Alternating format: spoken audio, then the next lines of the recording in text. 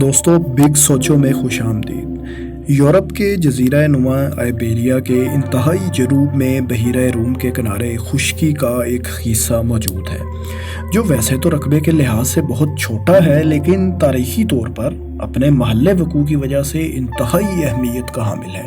یہ دنیا کے دو بڑے سمندروں کے درمیان واقع ہے۔ اس کے ایک جانب یورپ تو دوسری جانب بر اعظم افریقہ ہے۔ یہی وجہ ہے کہ تاریخ کی ہر طاقتور قوم اس علاقے کا کنٹرول حاصل کرنا چاہتی تھی۔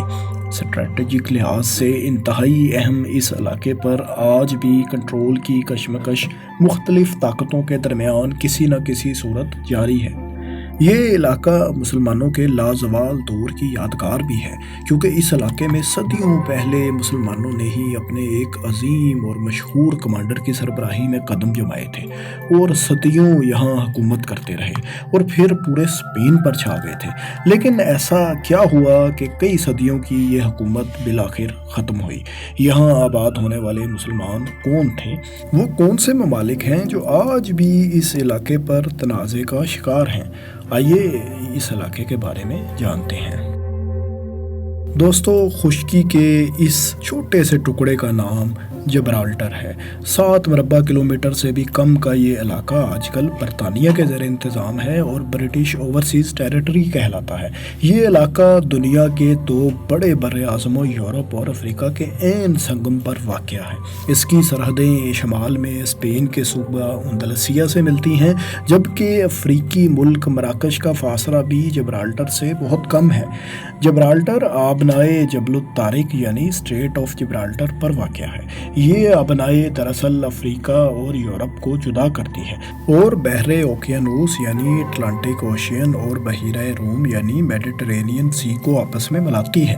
آبنائے پانی کا ایک ایسا چھوٹا سا راستہ ہوتا ہے جو بڑے سمندروں کو آپس میں ملاتا ہے، یعنی جبرالٹر سمندری آمد و رفت کے سلسلے میں انتہائی اہم ہے۔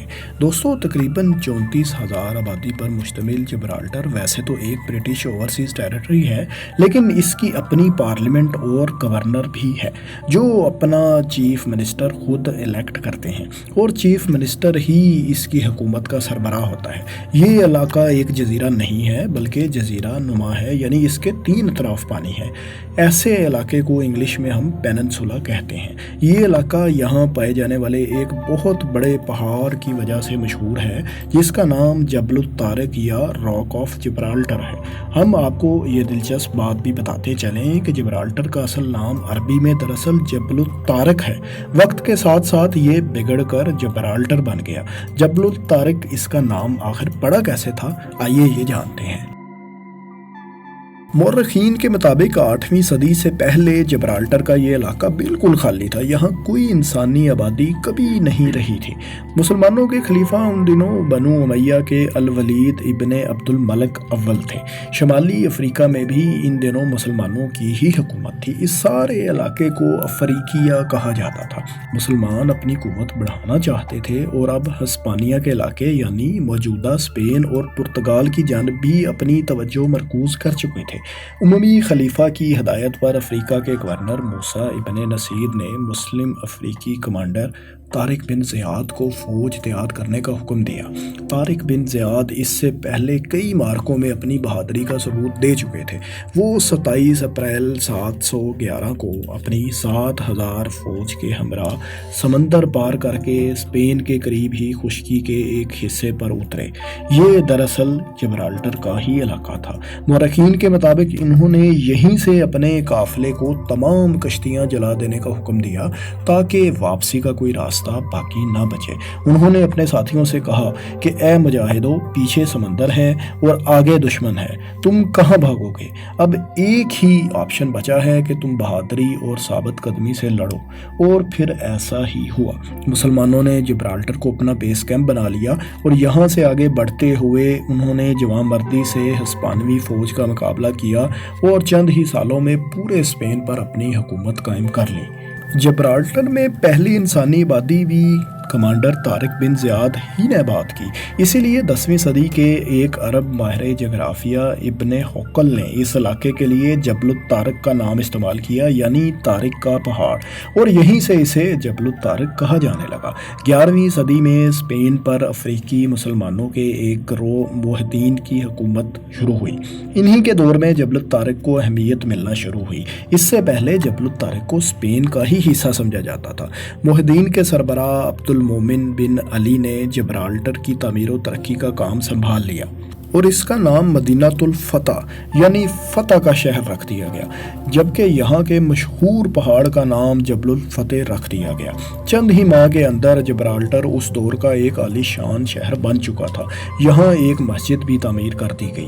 عہد حاضر کے حکمران عبد المومن اور ان کے صاحبزادوں کے لیے محلات تعمیر کروائے گئے اور اس طرح دیگر عمارتیں بھی قائم ہوئیں۔ شہر میں نکاسی کا نظام بھی قائم کیا گیا۔ جہاں جہاں قدرتی آبشاریں یا ندیاں وغیرہ موجود تھیں، ان سب کو چھوٹے چھوٹے راستے بنا کر ایک بڑی نہر سے کنیکٹ کر دیا گیا۔ یہاں سے اس پانی کو ایک مرکزی حوض تک لے جایا جاتا، جہاں سے پورے شہر کے انسانوں اور جانوروں کی پانی کی ضروریات اس سے پوری کی جاتی۔ شہر کے داخلی راستے پر ایک شاندار دروازہ بھی تعمیر کیا گیا، جسے باب الفتح کا نام دیا گیا۔ جبرالٹر کے باہر خوبصورت باغات بھی بنائے گئے۔ لیکن دوستو، شہر میں تعمیر و ترقی کا بہت سا کام ابھی باقی تھا۔ عبد المومن نے ہسپانیہ کے ایک شہر ملاگا کے ایک معروف انجینئر کو یہ ذمہ داری سونپ دی۔ بہت سے ہنرمند بھی یہاں بلوائے گئے۔ انہوں نے جبرالٹر میں قیام کے دوران اس زمانے میں پہاڑ کے اوپر ایک پن چکی یعنی ونڈ مل بھی بنائی۔ یہ بھی کہا جاتا ہے کہ انہوں نے اس عرصے میں مختلف طرح کی کئی اور جدید مشینیں بھی بنائی تھیں۔ عبد المومن کچھ عرصہ جبرالٹر میں رہنے کے بعد اپنا یہ کام اپنے بیٹے کو سونپ کر واپس افریقہ چلے گئے۔ اب جبرالٹر اسلام کا ایک مضبوط قلعہ بن چکا تھا۔ اب یہ ایک ویران بیابان علاقہ نہیں رہا تھا۔ افریقہ اور اندلسیہ کے مسلمانوں کی نگاہیں اب جبرالٹر پر مرکوز تھیں۔ 14ویں صدی عیسوی کے آغاز میں جبرالٹر مراکش کے مسلمان گروہ بنو مرین کے کنٹرول میں چلا گیا۔ اب مسئلہ یہ تھا کہ مختلف مسلمان گروہ آپسی لڑائیوں کا شکار ہو چکے تھے۔ اس کا فائدہ ریاست کشتالہ یعنی موجودہ اسپین کے کرسچنز نے خوب اٹھایا اور 1309 سے 1333 تک جبرالٹر اسپین کے قبضے میں چلا گیا۔ مراکش کے حکمران ابو الحسن نے 1333 میں یہ قبضہ واپس لیا اور فوراً ہی یہاں اپنے قدم جمانے شروع کر دیے۔ اس مقصد کے لیے انہوں نے جبرالٹر کے گرد ایک مضبوط دیوار بھی قائم کروائی، مختلف قلعے بھی تعمیر کیے گئے، لیکن سب سے دلچسپ کام ان کے بعد آنے والے حکمران ابو عنان نے کیے۔ کہا جاتا ہے کہ وہ جبرالٹر کے حوالے سے اتنے سنجیدہ تھے کہ انہوں نے جبرالٹر کا ہو بہو ایک ماڈل یعنی نقل بنانے کا حکم دیا، جس میں تمام ٹاورز، قلعے، دیواریں، دروازے، مساجد وغیرہ ہو بہو اصل جیسی تھیں۔ جبرالٹر کا یہ ماڈل بنایا بھی گیا اور اسے اس وقت کی کاریگری کا ایک بہترین نمونہ مانا جاتا ہے۔ اسے دیکھنے والے دنگ رہ جایا کرتے تھے۔ 14ویں صدی عیسوی کے اختتام اور 15ویں صدی کے آغاز تک جبرالٹر مختلف مسلمان گروہوں کے ہاتھوں میں ایکسچینج ہوتا رہا۔ آخرکار 1462 میں اسپینش کرسچنز نے اس پر اپنا قبضہ جما ہی لیا اور یوں جبرالٹر میں مسلمانوں کا سنہری دور بالآخر اپنے اختتام کو پہنچا۔ دوستو، برطانیہ کا جبرالٹر سے فاصلہ تو ہزاروں کلومیٹر ہے اور جبرالٹر کی سرحدیں اسپین سے ملتی ہیں، اس لیے اسپین چاہتا ہے کہ جبرالٹر کا کنٹرول اس کے پاس رہے۔ 18ویں صدی کے آغاز میں برطانیہ پوری دنیا میں اپنی نو آبادیات قائم کر رہا تھا۔ 1704 میں برطانیہ نے جبرالٹر پر بھی حملہ کر دیا اور اسے اپنے کنٹرول میں لے لیا۔ اسپین نے جوابی حملہ کرنے کی کوشش تو کی، البتہ کامیابی نہیں ملی۔ 1713 میں ایک معاہدہ کے تحت جبرالٹر تخت برطانیہ کے کنٹرول میں چلا گیا۔ اس معاہدے کے باوجود 1727 میں اسپین نے ایک بار پھر جبرالٹر پر حملہ کیا، تاہم اس بار بھی ناکامی ہی ان کا مقدر بنی۔ البتہ اب برطانیہ نے جبرالٹر پر اپنا دفاع مزید مضبوط کرنا شروع کر دیا اور اس کے گرد حفاظتی دیواریں مزید مضبوط کی گئیں۔ یہ اقدامات زیادہ کارآمد ثابت نہ ہوئے اور 1779 میں یعنی 1779 میں اسپین اور فرانس نے مل کر جبرالٹر میں اپنی فوجیں اتار دیں۔ جبرالٹر شہر میں بڑے پیمانے پر تباہی ہوئی۔ برطانوی افواج یہاں پر تعداد میں کم تھیں، لیکن انہوں نے جم کر مقابلہ کیا۔ یہ جنگ 1783 میں اختتام پذیر ہوئی اور اس میں ایک بار پھر برطانیہ کو فتح حاصل ہوئی۔